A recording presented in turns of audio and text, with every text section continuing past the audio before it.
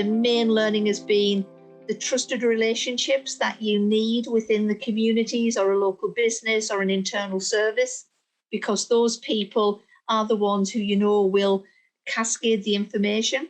The greatest experience of it was how rewarding it is.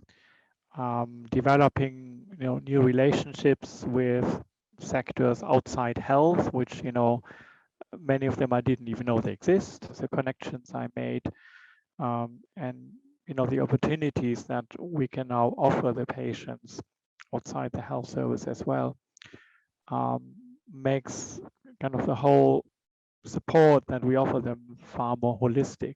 It's not just about giving out information, it's also about actively listening to communities as well. And that gives them real value and traction within the communities which they're part of, because they're seen as being able to influence right to the top of the system and being able to get citizens' voice heard at places where it's really important. We've built the trust of our communities through working with champions.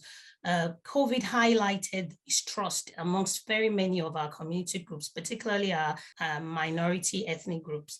And we find that we've been able to work with our champions to understand historic issues that existed amongst these groups. And we've been able to identify through this ongoing dialogue and engagement ways in which we can rebuild bridges. I don't tend to get people writing back saying, "Oh, thank you for this email, it helped me understand this." But when I'm then talking with people and they talk about conversations they've had, it's been part of the narrative that they've been able to share, part of the way we're trying to respond together. And I think it's that part of being, the collective effort, which has been so important. And this is where I think Wirral Council have done such a great job in bringing together the community voluntary faith sectors along with the council officers and statutory bodies to make sure that we're all working in the same direction for the common aim, because COVID's bigger than any of us. It's been, and it really has been an unprecedented global event, the likes of which we see so rarely. And so to be able to respond locally in a way which is, very much sort of part of a team response, I think has really helped to make a difference. The COVID Champions Network I can't imagine how we would have been as successful in getting the messages out there to our target groups without the network. We would have just been doing the normal comms processes, hoping that it was reaching the right people.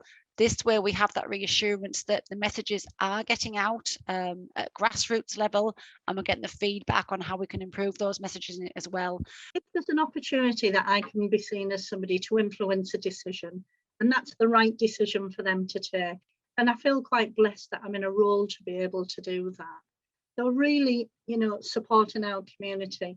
And the same as if they've got any answers, any questions or any issues, being able to spend that time reassuring people that this is the right thing for them has been really important for me.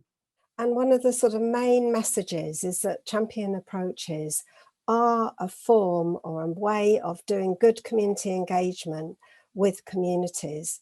But the importance is that these are not sort of standalone approaches where you're simply asking someone to do a task. This is very much about building good relationships between local services and organisations and the communities that they're working with, and community champions become key connector points, and that I think is the main recommendation.